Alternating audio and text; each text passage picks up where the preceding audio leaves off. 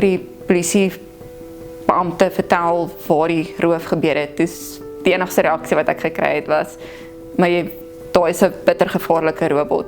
Julle moet weet om nie daar te ry nie.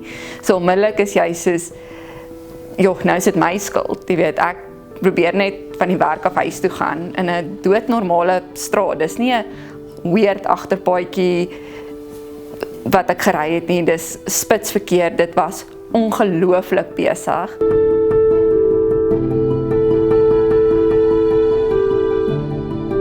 Waar is die polisie? Hoe as dit spitsverkeer is?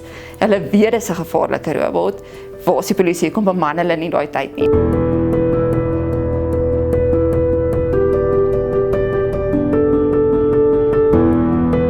Dit was huis toe gaan tyd. Ek was op pad huis toe van die werk af. So het was taamlik laatmiddag gewees en dit het in September 2020 gebeur.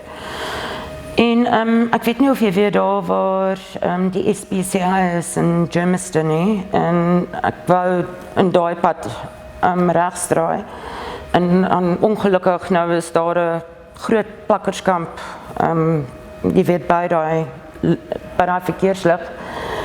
En my man sê altyd vir my, nou, wees op jou hoede, veral wanneer jy in daai area ry. En ek is, en jy weet, ek is altyd bewus van wat om my aangaan, maar ek weet nie wat hierdie dag gebeur het nie, want ek het hierdie ou nie eers gesien kom nie.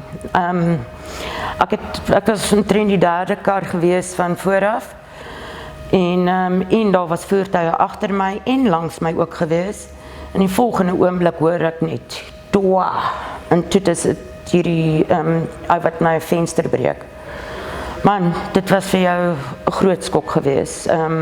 Jy weet, ek weet nie, kan nie vir jou sê wat deur jou brein gaan nie, want dit was so 'n groot geraas gewees, dat dit voel asof daar, jy weet, 'n bom langs jou afgaan of iets, ek weet nie. Ek weet nou nie hoe het klink hoe 'n bom afgaan nie, maar dit was vir my 'n groot skok gewees. En ek het altyd my handsak is op die grond onder die passasierssitplek, en dan draai ek my handsak se slinger, draai ek om die ratte, maar ek het nou my foon bo op my handsak, het dit daar gelê, en ek weet nie hoe hy het gesien het nie, maar dit is nou waarvoor hy gegaan het. En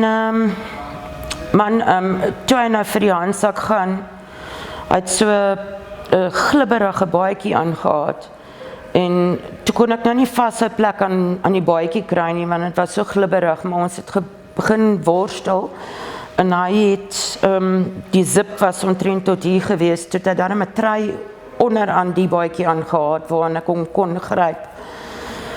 En ons het daar geworstel, en hy het toe maar my foon, jy weet, ek sit, en is moeilik om te beklei wanneer jy sit, en hy staan, so jy weet, hy beweeg met sy hele liggaam, waar dit vir my baie moeilik was om hom te hou, maar ons was 'n hele rukkie daar besig om wat ons beklei het. In elk geval, hy het toen my foon in die hande gekry, en toe het hy nou losgekom uit my grip. Maar ek het selfs 'n mes daar in die middel van my voertuig, en ek het pepperspray daar aan die ander kant. Ek het nie eers daaraan gedink op daai oomblik om dit te gebruik nie. En dit is wat my so ontstel van die hele storie is. Jy weet, hoekom het ek nie gedink om dit te gebruik nie? Want hy sou nie weggekom het nie. En dit is wat jy weet, die hele tyd in jou kop wemel is. Ek wens ek het dit gedoen, ek wens ek het dat gedoen.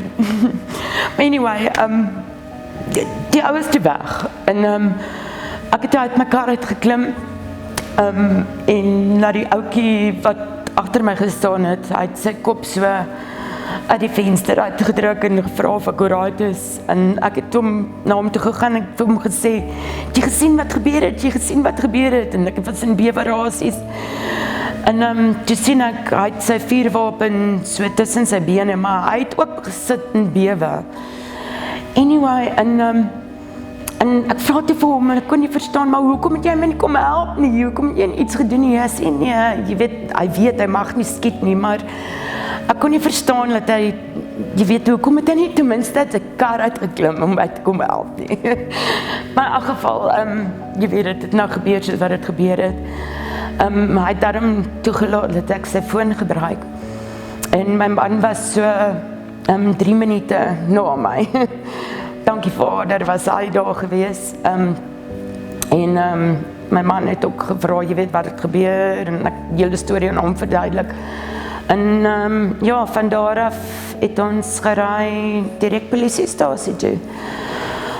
Ek het dit by die polisie gaan rapporteer, en die polisie het nie eers vir my rarig, jy weet, gesympatiseer nie. Die polisiestasie was nogal besig gewees, so het half gevoel, jy weet, ja, doen jou verklaring en maak gou, jy weet, dit is so het vir my gevoel het.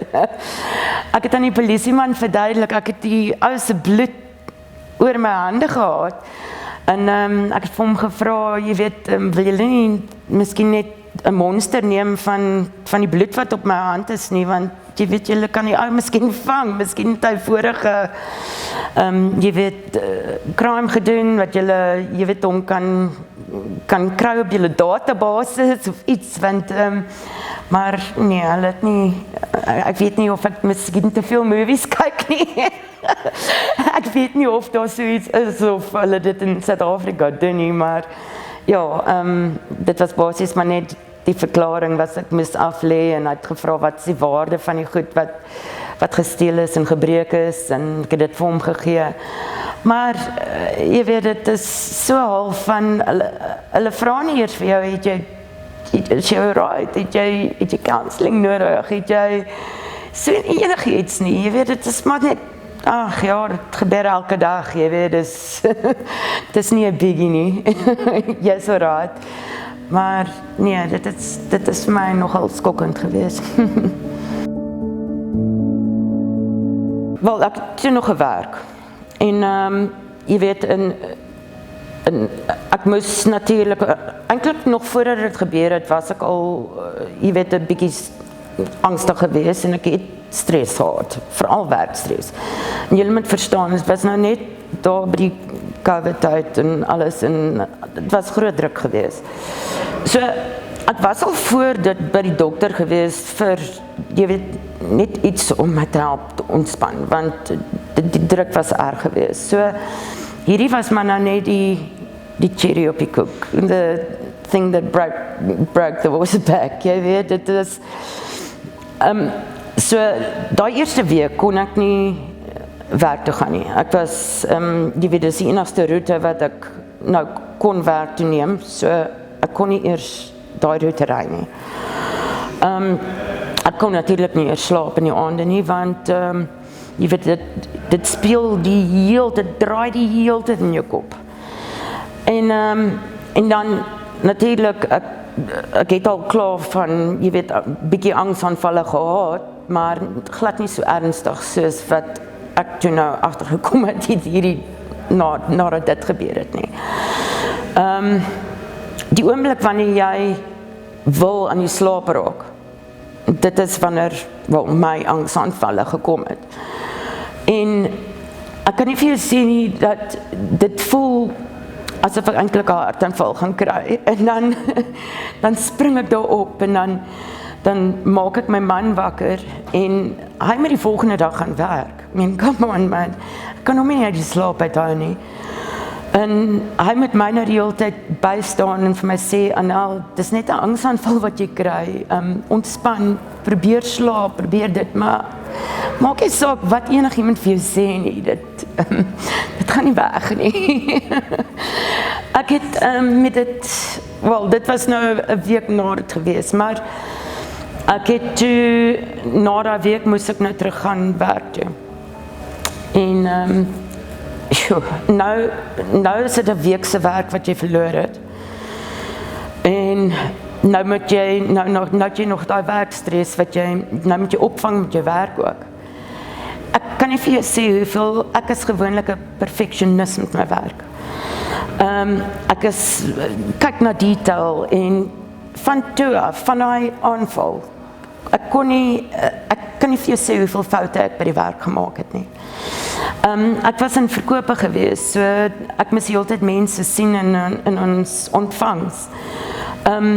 As daar iemand inloop wat vir my 'n bietjie groot is, of ek voel 'n bietjie geïntimideer deur die persoon, ek kon nie eers na hom kyk nie. En dit vir my gevoel is ek paranoïes is. Jy weet, ek kon nie met enigiemand kommunikeer nie. So dit is my, en ek is nie so 'n mens nie. Ek is gewoonlik, jy weet, I'm a people's person. Ek hou daarvan om met mense te kommunikeer en ek is vreeslik sosiaal, maar ek is nie meer na dit nie. Ek het gedink, almal is uit om my aan te val. So ja nee, wat daarna gevolg het is, ek het vir die werk gevra, kan ek asseblief van die huis af werk, want net om oor die trauma te kom, dit hulle vir my gesê, nee, ek moet maar eerder die dokter gaan sien. Ek het die dokter gesien en hy het vir my medikasie voorgeskryf. Min het ek geweet, hierdie medikasie gaan my basies as 'n zombie laat voel. Dit is basies die sterkste medikasie wat hy vir my kon gee, sonder dat hulle vir my in 'n inrigting hoef te sit, want hulle wou my in 'n inrigting sit. En toe weier ek, want my lewe moet aangaan. Jy weet, ek kan nie laat so 'n aanval my lewe verwoes nie. Maar ek kon selfs met die medikasie, dit het my nie kalm gehou nie. Dit het nie my angsaanvalle weggevat nie. Dit het nie. So ek moes elke week teruggaan na die dokter toe en hy het net vir my sterker en toe slaap hulle en dit en dat. Vader, ek was op 4 verskillende medikasies gewees. En toe kon ek nou regtig nie by die werk funksioneer nie. Mense het met my gepraat, maar ek het basies as 'n zombie daar gesit. En ja, toe moes ek my werk bedank. Want ja, jy kan nie so funksioneer nie. In geval, ek het by die huis toe maar gebly. My man het daarom sy eie besigheid. So hy het daarom, jy weet, vir ons kon sorg, maar jy weet, ons het nou 'n tweede inkomste verloor. Toe het ek maar so aangegaan en was seker eers 3-4 maande daarna, is ek nog steeds op al die medikasies en so, maar toe voel ek nie, toe druk die finansies 'n bietjie, toe voel ek nie, ek moet nou, moet 'n ander werk kry. In elk geval, ek het vir onderhoude gegaan, maar jy kan nie eers 'n onderhoud met iemand voer nie, want jou confidence is geknak. Jy praat met iemand, maar binne in die helfte van die sin, dan vergeet jy wat jy wou sê. En wie gaan iemand aanstel wat nie kan kommunikeer of reg dink of eers praat nie. En dan voel jy nou half, jy moet die waarheid praat in die onderhoud, want hulle vra altyd vir jou, wel, hoekom het jy vorige werk verlaat?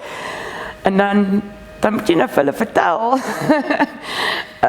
Ek was aangeval, maar dan vra hulle, hoe, dan jy weet wat gebeur, dan sodra jy vir hulle sê nie is, maar net 'n smash and grab.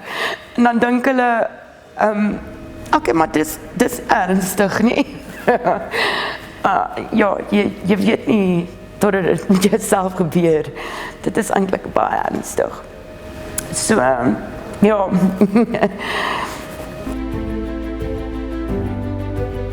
Dit was natuurlijk nie my eerste aanval nie. Wel, ek was in 2005, was ek in 'n hijacking gewees en hulle het 'n vuurwapen teen my kop gehou.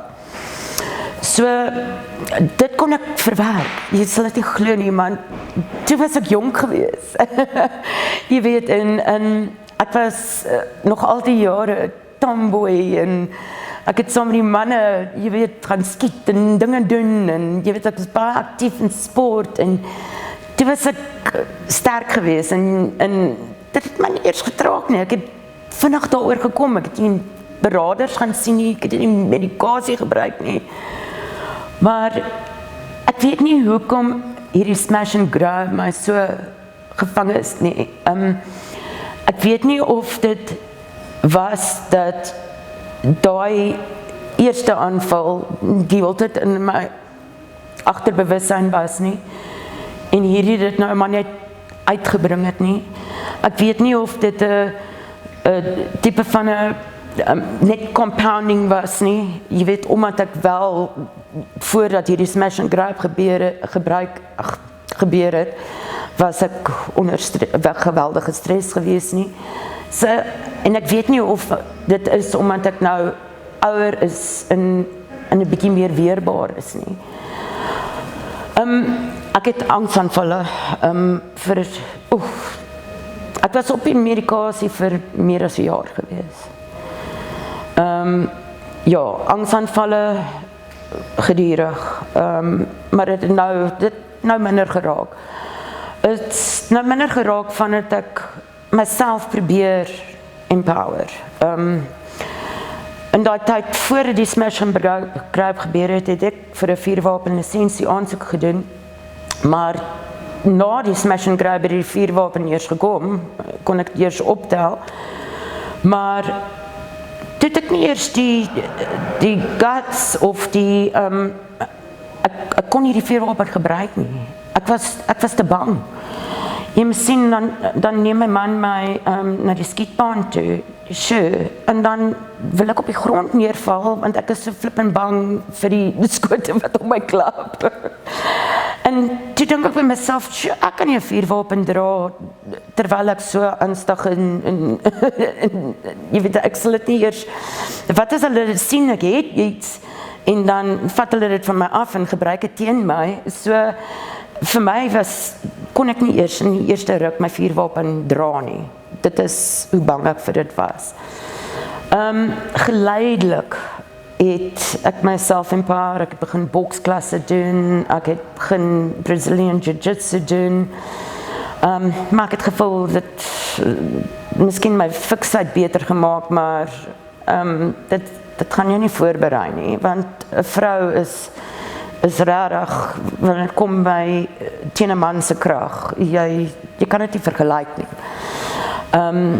So, toe het ek nou 'n bietjie navorsing gedoen en sovoorts, en ja, ek het op oom Ellen afgekom, en na Krav Maga begin kyk, as 'n verdedigingsmiddel, en ja, ek begin oefen, ek is nou, en dan in Maart gaan dit 'n jaar wees wat ek hier is, en ek het nou baie minder angsaanvalle, en ek kan nou al darm op my eie die huis verlaat. Maar ja, ek voel ek moet myself nog steeds omsingel deur my man, sterk mense waar ek veilig voel. So, wanneer ek alleen moet uitgaan, dan is ek op high alert. En dit voel nog steeds asof jy daai angs saam met jou dra, want high alert, jy is nie ontspanne nie, jy is gespanne. So dit is nou wat ek by Krav ook probeer leer, en wat Ellen in my kop probeer indruk is, ons doen, jy weet, verskeie scenario's, en ons het selfs al my scenario deurgehardloop oor, jy weet, ons doen dit repetitively, so jy werk die hele tyd aan dieselfde scenario's, sodat as dit weer gebeur, dan hopelik skop jy training in. Want ja, jy kan vir jare miskien iets oefen, maar jy weet nooit hoe jy regtig gaan reageer wanneer dit die dag gebeur nie. Natuurlik is dit situational awareness is nommer 1. Jy weet, moenie soos baie mense wat jy vandag sien nie, en hulle sit die hele tyd op jou foon, en jy weet, hulle tik, terwyl hulle in die straat loop. Jy weet, vir my sulke dinge. Jy moet verstaan, hulle kies hulle target, hulle weet presies of jy weet, hulle wil jou onverwags vang. So, die mense wat nie op hulle hoede is nie, hulle sien jou. Veral die ouer garde ook, en vrouens, hulle hou daarvan om ons te target, hoor. Dan die ander ding is, ek dink, hoe ek dit meer verwerk het, dit is nie 'n golden recipe nie. Vir my was dit, hoe vinniger ek van die medikasie kon afkom, hoe beter. Want die medikasie, ja, dit help jou slaap, dit help sulke dinge, maar vir my was een van die grootste struikelblokke is om van my slaaphulle af te kom. Toe moes ek weer van vooraf angsaanvalle en sulke dinge, want ek kon nie slaap nie. En slaap is so belangrik. So, veral as jy die vorige aand nie kon slaap of iets nie, moenie uitgaan nie. Bly in jou huis. Want jy dink dan nie reg nie. Die ander ding is, ja, toe ek van my medikasie afkom, dit is die enigste tyd dat ek kon begin reg dink. En dinge te begin deurwerk en sonder die medikasie, as jy voel sterker, omrede nou voel jy, ek doen dit nou op my eie. So dit is regtig, dit is 'n mindset. Jy moet jou mindset verander om hierdeur te kom. Soos jy sien, jy weet, ek voel soms, ja nee, ek is nie 'n persoon om vir iemand anders raad te gee nie, want ek het nog steeds my ups en downs. Jy weet, jy voel nog steeds, yes, ek wens ek het dit anders gedoen, maar of ek wens ek het Krav Maga voor die tyd begin. Jy weet, dat ek vir sulke situasies kon gereed gewees het. So ja, jy weet, ons het baie mense wat by ons hier aansluit, wat altyd nadat daar traumatiese event gebeur het, dan kom hulle na ons toe. En ja, ek wens ek kan kon vir hulle sê, doen dit voordat er iets lang met jou gaan gebeur. Want dit gaan gebeur. Want jy moet nooit sê, dit gaan nie met jou gebeur nie, want jy sien het om elke hoek en draai. Dit raak al hoe erger. Ja, so, ja, dit is 'n mindset. Jy moet self deur dit werk. So die dag met my roof was dit enige normale dag gewees. Ek het teruggery van die werk af, soos wat ek elke dag gedoen het. Ek het by 'n robot gestop, 'n rooi robot, en daar was omtrent 3 karre voor my, en ewe skielik toe het my ruit langs my gebreek, en hierdie persoon, wat omtrent 10 jaar oud was, is besig om deur my ruit te klim. En dit het gevoel soos 'n leeftyd wat ek hom net so gekyk het, en net nie geweet het wat om te doen nie. En hy het verwilderd so rondgekyk in die kar, en toe my handsak gegryp wat agter die passasiers sitplek op die grond was. My handsak gegryp, en gelukkig het ek toe nou besef wat aangaan, en ek het ook my handsak gegryp, en daar was 'n streweling tussen ons vir my handsak. Die volgende oomblik toe word daar geklop aan my venster, en vir my gesê, let him go, en toe staan daar 'n man, 'n ouer man met 'n vuurwapen, en hy tik met die vuurwapen aan my venster, en skree vir my, ek moet die ouetjie laat gaan, en ja, jy gaan nie wen teen 'n vuurwapen nie, so ek het hom laat gaan, en toe ek het gekyk vir die ouetjie waarmee ek striwel, en toe ek terugdraai, toe is die ou van die vuurwapen met die vuurwapen net weg. So vinnig so wat hy gekom het, uit nêrens uit nie, so vinnig is hy weer weg. En ek het daar gesit en gekyk hoe hierdie persoon weghardloop met my handsak, en ek het uit die kar uit gespring, half om hom te jaag, en gegil, en soos verward rondgehardloop en ek bedoel, daar was mense agter my gewees. Ek was nie die laaste kar in die verkeer gewees nie en niemand waar om jou te help nie, niemand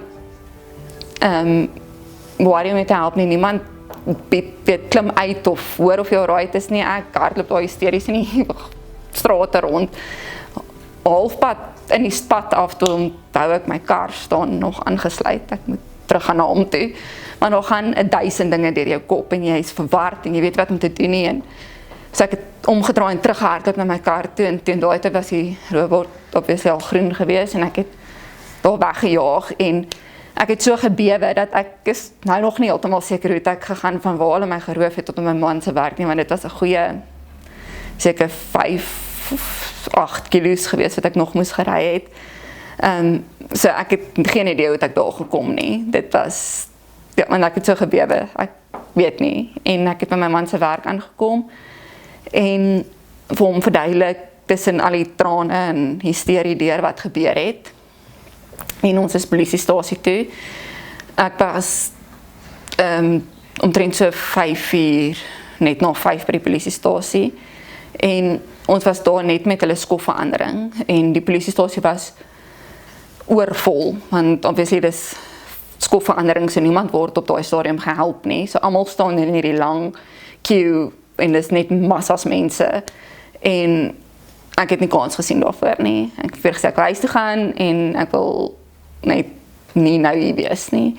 Ons het gaan uitvind en hulle het gesê ons moet dit binne 24 uur rapporteer en ons het besluit om nou die volgende oggend terug te gaan as dit rustiger is en ek hopelik bietjie meer gekalmeer het.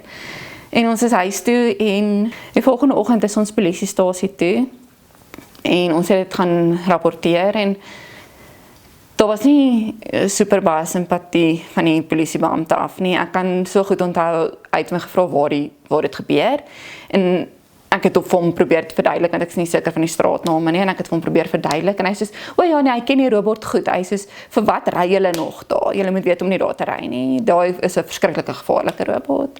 En ek was soos, ja, weet, dit voel so half of dit jou skuld is, of jy onredelik is om daar te ry, of dit jou skuld is, dat jy nou daar gery het, waar honderde karre ry, dis nie 'n agterpaadjie nie, dis nie 'n vreemde pad om te ry nie, dis spitsverkeer, dis rarig besig daai tyd van die middag, weet, as ek in 'n afgeleë weird agterpad omgery het, en weet, dan kan mens nog verstaan dat dit sy reaksie is, maar dis 'n groot kruising, weet, dis nie 'n vreemde pad nie, en jy het so half gevoel, joh, dis my skuld, jy weet, nou worstel jy klaar met al hierdie gevoelens van, jy kry panic attacks, en jy worstel met al hierdie gevoelens, en al hierdie emosies, en goed, en boop dit, nou, voel jy so of jy mag nie dit voel nie, want dis dan nou jou skuld laat hulle jou geroof het, hoe waag jy om daar te ry? En as ek sê, die polisie weet, dis 'n verskriklike gevaarlike kruising, ek het na die tyd uitgevind, daar hulle roof 1 keer 'n week mense daar, maar nêrens is daar 'n bord op wat sê, maar hierdie is 'n hazardous plek vir, 'n high risk plek vir smash and grab of hijackings of wat ook al nie. Die kameras by daai robot werk nie eers nie, want my man het spesifiek gesê, maar daar's kameras daarop, jy weet, kan ons nie iets doen nie, of, want jy soek so half justice, die feit dat my handsak gevat is nie die begin all and end all nie, dis die justice wat jy soek van die trauma waardeur jy gaan, jy voel nou so, en jy wil, daai persoon wat jy so laat voel het, moet gevang word en dan moet justice wees en die volgende persoon moet nie daardeur gaan nie. En dan is dit so, nee, daai kameras werk al vir maande nie. Jy weet, net, dis 'n hoë risiko area, maar daai kameras werk vir maande nie. Daar's nie polisie bemanning daarso nie, niks nie. Dis maar net, dis 'n hoë risiko area, maar so be it. Die aand het ek verskriklik gesukkel om te slaap.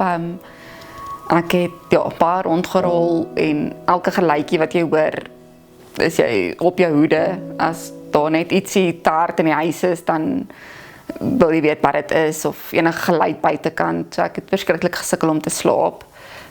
Dit was 'n lang nag, die volgende oggend het ons begin om goed uit te sorteer, soos van my ID en my bestuurderslisensie en so, en ons is ook apteek toe om toe nou vir my kalmeerpilletjie en so aan te kry en 'n slaappilletjie en sodat ek lekker kan slaap daai aand, want ek moet die volgende dag gaan werk het. So ja, en ek het vir so 'n paar dae wat jy maar vroeg en sukkel en so, en op 'n stadium het my man vir my gesê, weet wat, genoeg, jy moet met iemand gaan praat, jy moet 'n beraader gaan sien of 'n sielkundige gaan sien, maar ons moet hierdie goed uitsorteer, jy kan nie die hele tyd so angstig voel nie, want ek was vreeslik, hulle in Engels sê hulle, you were tightly wound, so alles het my hysteries gehad, en ek het vir hom gesê, ek het nie nodig om 'n beraader te gaan sien nie, as ek vir iemand wil vertel hoe ek voel, dan vertel ek sommer vir hom hoe ek voel, en hy het vir my gesê, nee, asseblief, gaan vir een sessie, as jy voel, dit is nie vir jou nie, dan soek ons iemand anders toe, of jy hoef dit nie te doen nie, of wat ook al, maar jy weet, gaan sien ten minste vir een sessie iemand, en ek het by 'n wonderlike vrou uitgekom, in Sasolburg, rarig 'n juweel van 'n mens, en na my eerste sessie, toe sê ek vir hom, ek wil teruggaan, ek kan hierdie wen, ek hoef nie so te voel nie, hierdie is heeltemal, ek kan teruggaan na normaal toe, en ek kan actually sterker hier uitstap, en sy het my wêreld verander, sy het my so mooi gehelp met tegnieke, my heel eerste verduidelik, hoe kom ek die dag gevoel het soos wat ek voel, want ek kon glad nie asem kry omtrent nie, daai dag nie, en ek was verskriklik naar, en ek kan onthou my kop was so seer, hy wou bars, en sy het my presies verduidelik wat met jou liggaam gebeur, hoekom jy, soos al wat sy dokter kan daarvan, jy weet, hoekom voel jy so, hoekom trek jou bors toe, hoekom kry jy hoofpyne, en daarna het sy begin verduidelik oor, hoe kan jy dit beheer, weet wat om te doen, as jy so voel, en so sy het rarig my lewe verander, ja, ek kan dit enig iemand aanbeveel. So ek dink jy kan iets anders te doen in daai dag nie, jy moet dit vat soos wat dit kom, ek dink jy reageer op instink of nie, of wat ook al, ek dink as jy moet teruggaan in die hele tyd, dit in jou kop oorspeel oor, ek moes dit gedoen het, of ek kon eerder dit gedoen het, sal jy jouself mal maak, jy weet, jy moet berus by, dis hoe ek gereageer het, jy die beste gedoen in daai situasie wat jy kon, en jy moet berusting vind binne dit.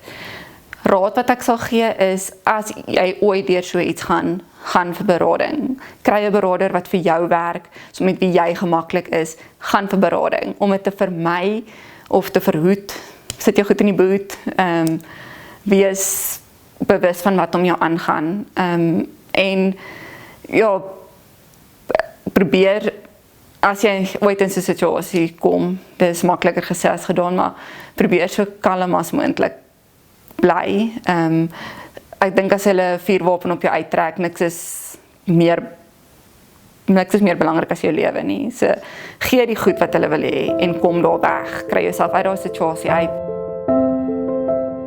PTSD staan vir Post-Traumatic Stress Disorder. Dit is 'n psigiese verstoring of 'n psigiese probleem, wat gediagnoseer word wanneer 'n persoon 'n traumatiese insident beleef het. Dis anders as ander tipe psigiese versteurings wat jy sou sê in 'n tipies onder kinders voorkom of onder ou mense voorkom. Dit kom voor in alle ouderdomme, in alle klasse, rasse, kultuur, etnisiteite kan dit gediagnoseer word. Dit moet net die gedeelde element daar is 'n traumatiese insident. Om PTSD te diagnoseer, moet die kondisie vir 'n maand, jy moet die simptome vir ten minste 'n maand reeds beleef, en dit moet jou alledaagse funksionering belemmer. Jou konsentrasie by die werk, jou verhoudings, jou alledaagse dingetjies wat normaalweg goed gewerk het, is moeilik en heeltemal of grootliks uit beheer uit. Is dit belangrik om te onthou dat PTSD nie noodwendig altyd dadelik gediagnoseer word nie.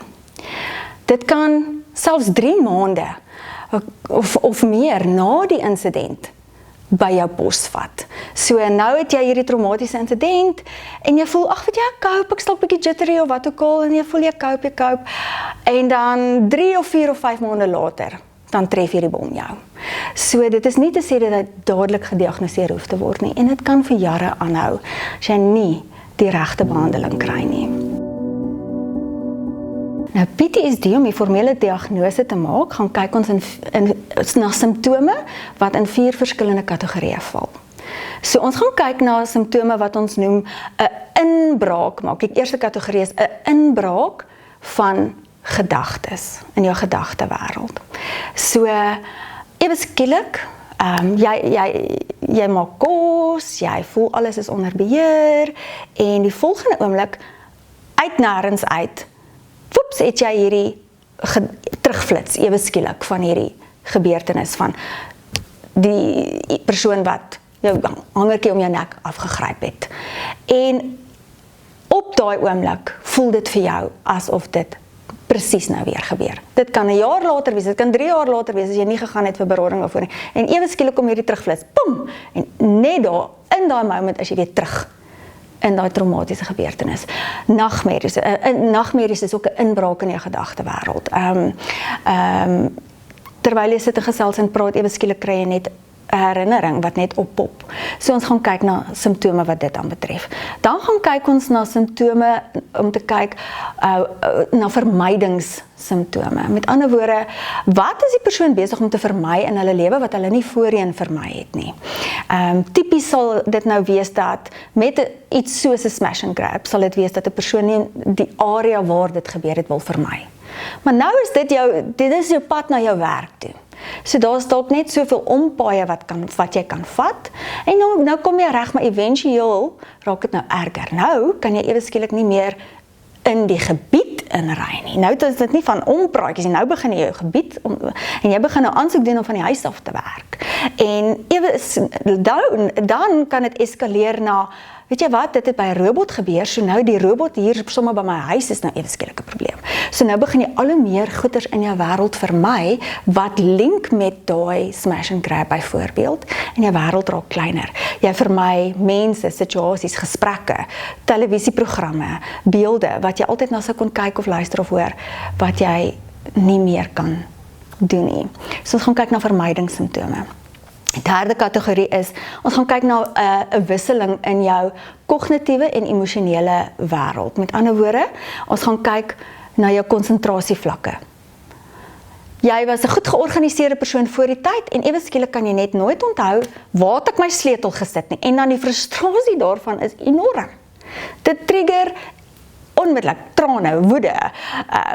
En jy het hierdie intense emosionele reaksie want waar's my sleutels? Ek kan nie my sleutels kry nie. Maar jy is vergeetagtig en dit maak jou emosioneel.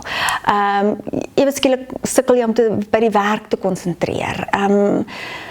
Ons gaan kyk na sulke simptome. Ons gaan kyk na woede-uitbarstings vir klein goeders, alles wat uit plek uit is emosioneel wat nie voorheen so was nie. Hoë vlakke van irritasie. Ewe skielik jou kinders is nog net so oulik soos wat hulle altyd was, maar nou ewe skielik irriteer alles wat hulle doen jou en jou man of jou vrou. Kan skaars iets sê. So ons gaan kyk na wisselvallighede daar en dan gaan ons kyk na die vierde kategorie wisselvalligheid. Wisselvalligheid in jou opwekking of reaktiwiteit in jou omgewing. Mense wat dan na die traumatiese insident dan nou konstante hoë spoed hartklopings het, bewerasies het. Hulle liggaam en hulle fisiologie is konstant op 'n hoë vlak van alertness en in daai survival mode. So ons gaan kyk na daai fisiologiese reaksies en dan ook amper al 'n neurotiese paranoïese bewustheid dalk. Waar jy nou by die robot staan, nou kyk jy wel normale bewustheid, so jy weet wat om jou aangaan, maar nou kyk jy 100 keer oor en jy weet daar's niemand om jou nie, maar jy kyk nog steeds die robot al lankal groen, nou ry jy nie. Jy kon al, dis jou plek van vrees, maar jy is so besig om te kyk, is daar iemand om my, dat jy nie eers agterkom, eintlik kon jy nou al gery het en uit die situasie uit gewees het nie.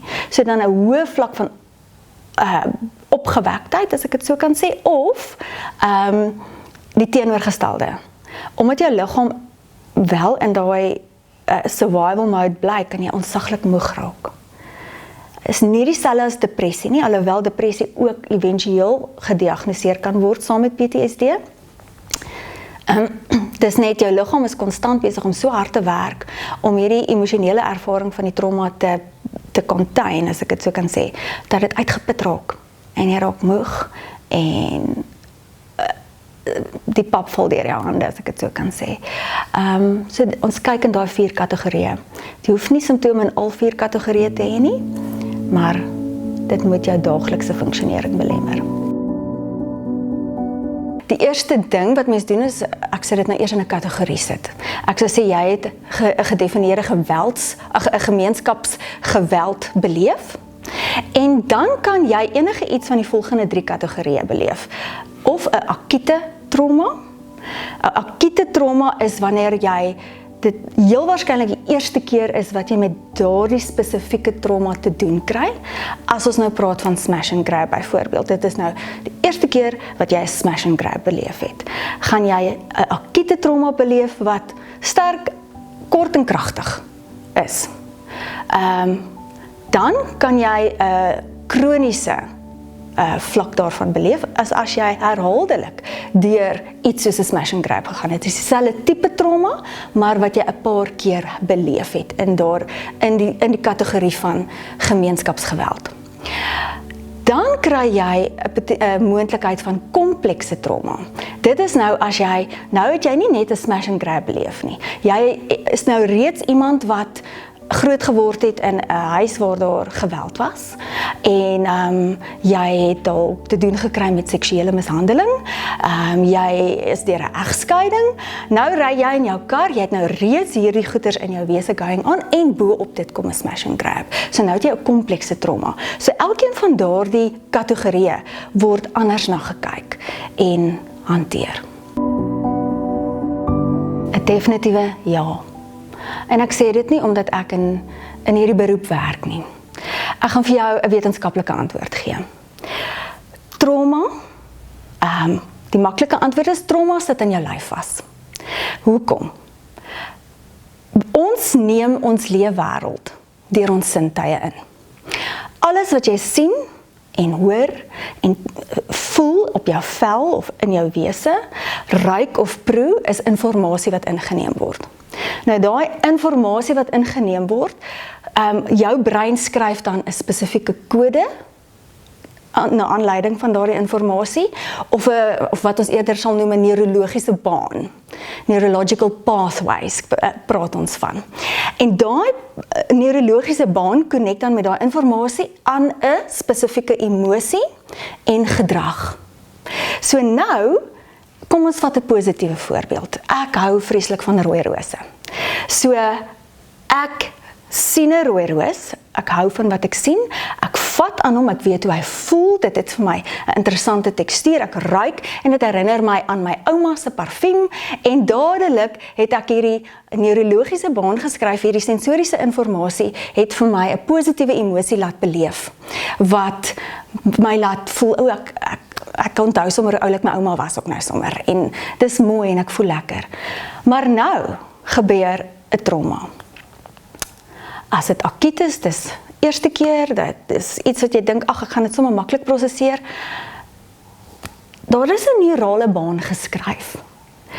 Daar is sensoriese inligting wat ingekom het, wat 'n baan in jou brein letterlik gaan skryf het, met 'n kode, wat nou vasgemaak is aan 'n spesifieke emosie en gedrag. Wat jy nie net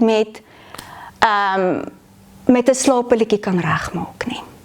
Wat jy nie net met asemhaling kan regmaak nie. Dit kan help, maar dit gaan nie daai neurologiese baan herskryf nie. So terapie met die regte tegnieke is nodig. Wat ons dan doen is, dis amper half, ek noem dit 'n treinspoor wat ek gaan ontkoppel. Ek haal die treinspoor uit mekaar uit, en wat dan gebeur is, daai sensoriese inligting, ek hoef nou, soos met 'n roos byvoorbeeld, ek kan net na die prentjie van die roos kyk en ek ervaar die positiewe emosie. Waarmee die smash and grab, hoef ek ook net 'n beeld op TV te sien, en ek gaan direk, my neurologiese reaksie gaan direk na daai negatiewe emosie toe, direk na daai negatiewe gedrag van skok. Dit voel asof dit met my gebeur, net daar en dan. So my werk is dan om daai spoor te gaan ontkoppel, en nou het die persoon actually 'n keuse rakende watter emosie en watter gedrag wil hulle voer. Want die informasie in die geheue gaan daar bly. Ons gaan dit moet nie weggevat word nie. Maar my reaksie op dit moet herskryf word. En dis hoekom ek sê, ja, elkeen moet gaan vir terapie. Want jy kan nie daai neurologiese kode self herskryf nie. Ek sou sê, dit hang baie af van die spesifieke konteks. So, soms gaan jy eerste aandag moet gee aan 'n persoon se onmiddellike beveiliging, se onmiddellike fisiese behoeftes. Dan is daar nie noodwendig onmiddellik spasie, emosionele of kognitiewe spasie vir terapie om plaas te vind nie. So ek wil nou eers seker maak, is daai persoon veilig?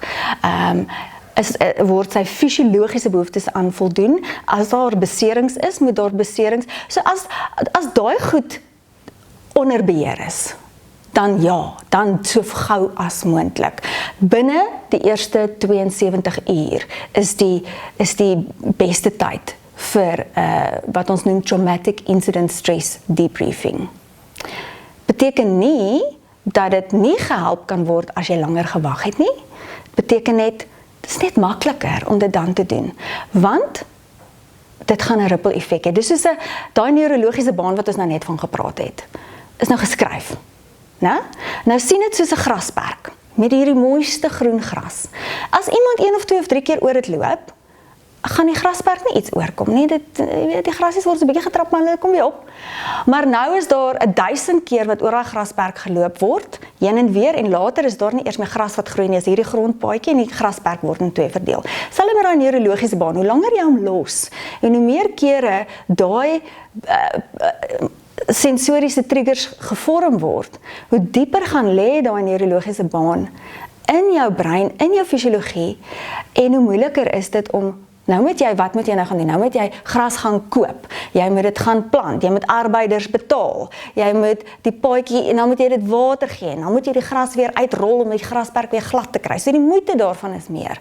Maar dit is nie onmoontlik om die grasperk, spreekwoordelike grasperk weer reg te kry nie. So, dis hoekom trauma debriefing spesifiek vinnig, kort na dit moet plaasvind. So hier is die ding. Jy het dalk nou begin by akute trauma, en ons het nou daaroor gepraat. Akute trauma is iets wat, dis erg, maar as jy dit dadelik hanteer, dan is dit oor en verby.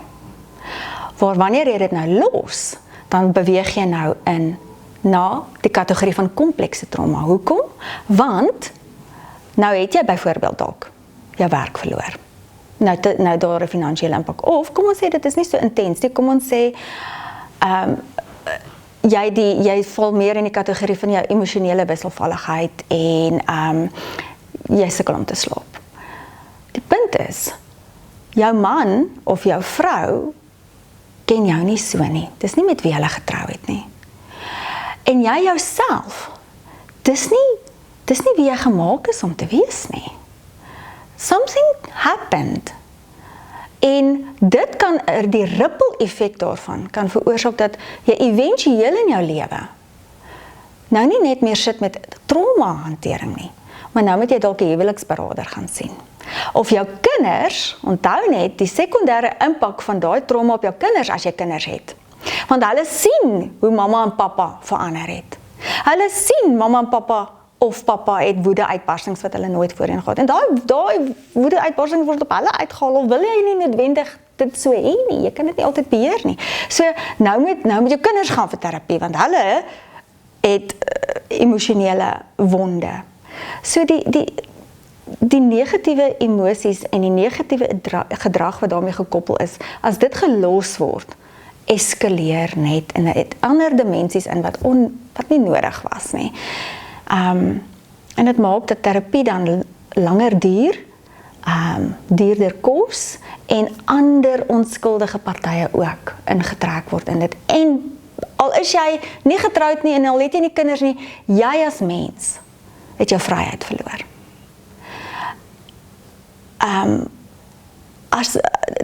Jy kan dit terugwen. Hoekom toelaat dat dit ook van jou ontneem word? En jou wêreld vir jou 'n tronk word. So dis hoekom ek glo dat 'n persoon moet gaan vir terapie, vir die regte terapie.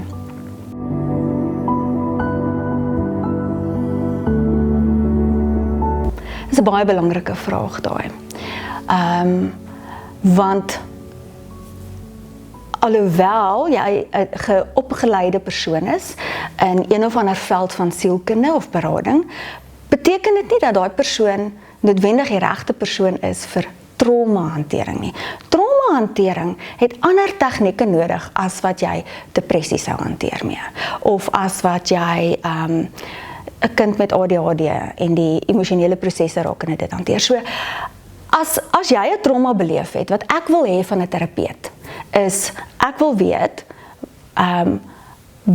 hoe spesifiek hanteer hulle trauma, wat se tegnieke, want daar spesifieke tegnieke wat gebruik word vir trauma, soos byvoorbeeld, die bekendste is CBT, Cognitive Behavioral Therapy. Dit is waar jy die persoon se denkprosesse of denkpatrone, deur middel van woorde en taal, herformuleer of reframe, sodat gedragspatrone getransformeer kan word. So dit is baie goeie tegniek om te gebruik vir trauma. En dan kry jy NLP, neurolinguistiese programmering. Daai is, die twee saam is briljant. As jy 'n terapeut kry wat daai tipe tegnieke beoefen. So hulle moet vir jou ten minste kan sê, ek beoefen hierdie tegniek. Want traumahantering het tegnieke. Ek kan nie net vir jou sê, ag, weet jy, kom ons praat daaroor en kyk nie. Hoekom? Want 'n persoon, praatterapie, of talk therapy, wat mense die meeste ken, is partykeer hertraumatiserend vir die persoon. Party mense wil baie graag oor die trauma praat, ander wil glad nie. So NLP en CBT hoef jy nie noodwendig die trauma, die storie van die trauma oor te vertel nie. Jy kan tegnieke doen, daai neurologiese bane herskryf of ontkoppel, die persoon vrymaak van die negatiewe emosie en die gedrag wat dit trigger. En as ons daai triggers gaan uithaal het, dan kan ons nou daaroor praat. En dan kan ons dalk sekere denkpatrone wat daaraan gekoppel is, gaan herformuleer en reframe. Maar iemand wat sê, weet jy wat, ek gebruik exposure therapy byvoorbeeld. Nee. Ek meen, exposure therapy is 'n baie goeie terapeutiese tegniek, maar nie vir trauma nie. Dis meer vir mense wat gediagnoseer is met autisme of ADHD en hulle bietjie meer tassintuiglike issues het, maar want jy wil nie en iemand stadig maar seker weer re-expose aan sekere goed. So dit kan baie later dalk plaasvind, maar nie onmiddellik nie. So ek sit die foon optel en vra, watter tegniek gebruik jy om trauma debriefing mee te hanteer? Dan moet 'n tegniek wees wat genoem word, in my opinie.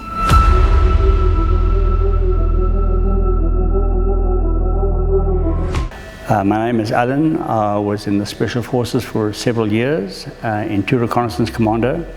When the unit was disbanded, of course, we all went into our civil life, but we still held a strong bond with the Special Forces unit per se, even the permanent force members. My career started in 1974 doing selection, and the unit was disbanded in 1986, so that was my span of experience that I had with them. In leaving Reconnaissance Commando for quite a while, I was a civilian employed in civilian fields, but came across a self-defense system called Krav Maga, and I've developed a very strong bond with the system itself, very strong bond with the people who train in Israel, and a very strong bond with my students. My students and I work very well together, and I learn as much from them as what they learn from me. In the whole situation of self-defense, and everyone has said this over here, situational awareness is absolutely important. Situational awareness is the part that's going to keep you out of trouble without getting into tangle with the criminal that wants to attack you, and without getting involved in the law and the legal aspects should something happen towards you. So if you are aware of your environment and you see what's happening and you avoid it, that is the best thing to do.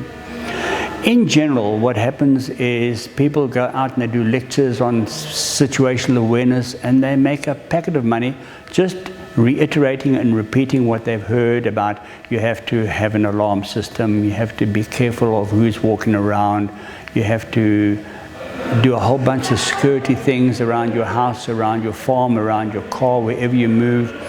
And in general, that's a very stressful situation or environment to be in, an emotional environment to be in, because you're under stress all the time.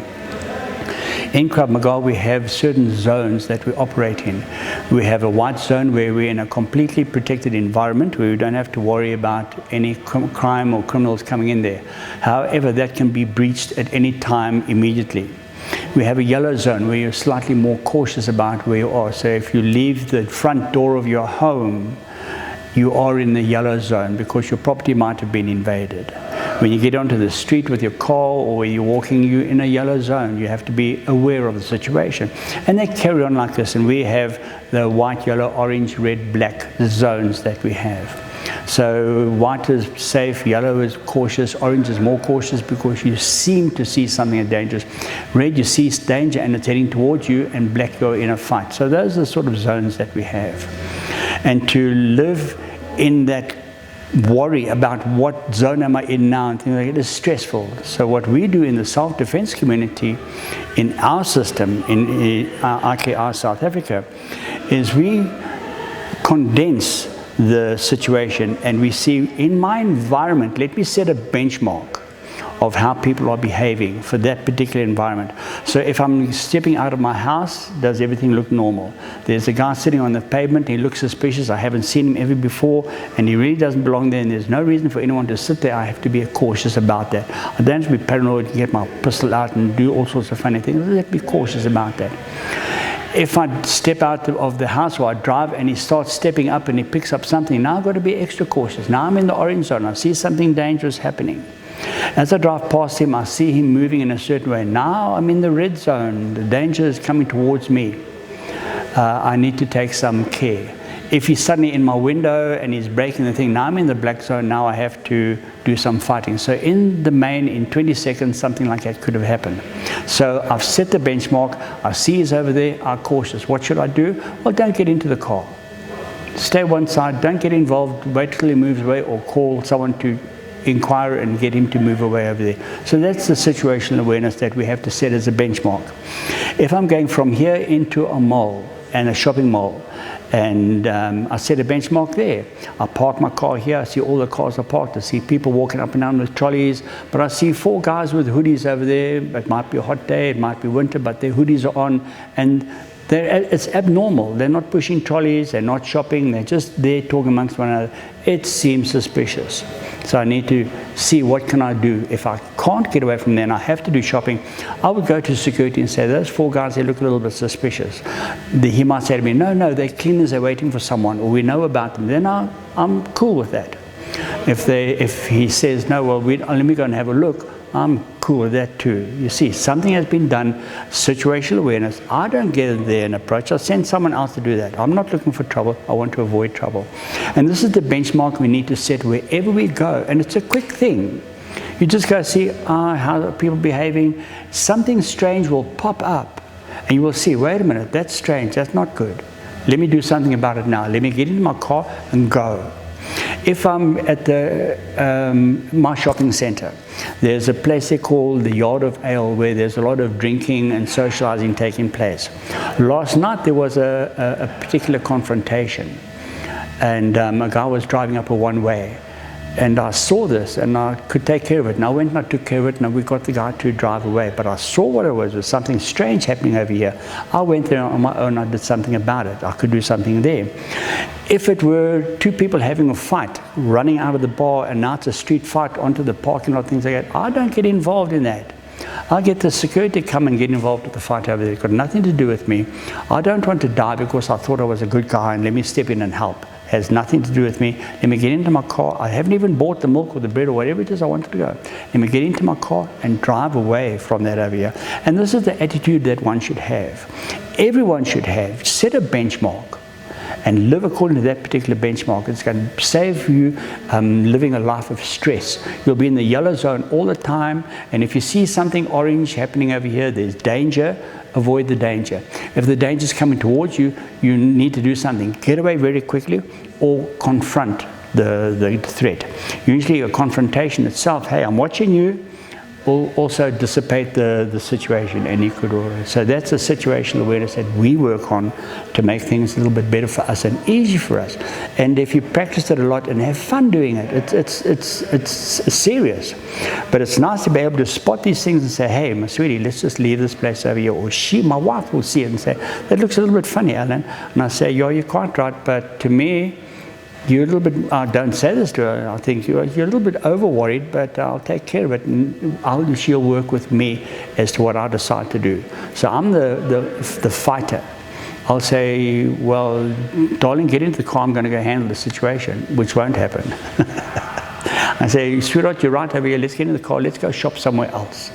And that's where you're going to stay safe. Wherever you come up to a traffic light, a robot. You come up to the robots and you stop over there. And you see something walking in between the two cars, looking left and right, left and right. There's danger coming. You're going to wait. You're going to see how far down the line from the robot am I? What are my escape points over here? Leave a 1.5 car. They say 1 car. Leave 1.5, 2 car gap between you and the next guy. Leave a big gap. So the guy behind you going, toot, toot, move forward, toot, toot, move forward. Just say, wave your hand and say, oh, I'm sorry. Leave it the 2 gap because you need that space to move. So you're thinking ahead of time, and people say, oh, only 1 car's length. Rubbish. Double it. And then you have more space to move. Because if someone comes over here, you're going to move forward 2 cars length. Now he runs after you. Now you move backwards 2 cars length. Now he's in front of you. Now you could do something. Ride him over, bump into another car. You have a particular point. You hoot. Get onto your hooter. Do things like that. If you are in trouble, of course, now you're in the black zone. So you saw it was orange, it was coming towards you, it's red. Now it's here by your window, it's a black zone. You have to do something about it at that particular time. And I don't say it's going to happen, but the chances of it happening here in Johannesburg are good. Even in the other cities and towns around the place, the chances are good that it's going to happen. And that's the situation where it's a game you can play when you're bored in the car. It happened to one of my students last week, where he was coming from university through to training here, and he was in the Mayfair area at a robot that was red, doing what all good drivers do. It was a red robot, no traffic anywhere. He stops at the red robot. Of course, it's a red robot. He looks in his rearview mirror and sees 2 guys walking down the road towards him. One breaks away and moves to this side of the road. The other one keeps on continuing. He said, this isn't so cool. Let me just put my car in here. There's no traffic. Let me just drive on. Situational awareness. He's practicing what he's learning. He's an instructor. He's practicing what he's preaching. That is what we need with everyone as far as situational awareness. And I think we're on top of the game as far as that perspective of situational awareness is concerned. I've had a lot of my Special Forces friends give talks on situational awareness. Yeah. You know, it's just one of those things that everyone says. And it sounds good. And everyone says yes, yes, yes. And they go home and they do nothing. They don't do anything. They don't up their alarm system. They don't keep their dogs in-house. They don't train their animals not to take food from strangers. They do all sorts of crazy things that they've just been told, don't do. And that's it. But this that we do over here, we make it a game. It's a lekker game. It's not an expensive game. But it's a nice game to play when you are out in the street, to make sure that you will collect your pension at the end of your working years. Ek is Marius Boucher van Farm Solutions. Ek was vir 7 jaar lank in die polisie. Ek is 'n vuurwapeninstrukteur en 'n opleidingsbeampte. Wenk nommer 1. As jy in jou voertuig ry en jy stop by 'n stopstraat of by 'n robot, maak altyd seker dat jy ten minste 1 voertuiglengte weg is van 'n ander voertuig, sodat as jy in 'n situasie kom dat jy vinnig moet wegjaag, dat jy daai geleentheid kan gebruik maak. Wenk nommer 2. Handsak, laptop, enige kosbare besitting. Sit dit eerder in jou voertuig se kattebak. As hulle nie dit gaan sien nie, dan gaan hulle heel waarskynlik verby jou voertuig stap en jy gaan nie 'n teiken wees nie. Wenk nommer 3. Selfoon, maak jou 'n teiken. Moet jy jou foon gebruik as jy bestuur nie. Dis eerstens teen die wet. Tweedens, jou aanvaller gaan dit sien, jou aandag gaan nie op die pad wees nie en hulle gaan die foon van jou probeer vat. Ons hier by Ridot wil 'n dame bemagtig met handvuurwapen bevoegdheidsopleiding. Meer inligting sal deur die storie versien word.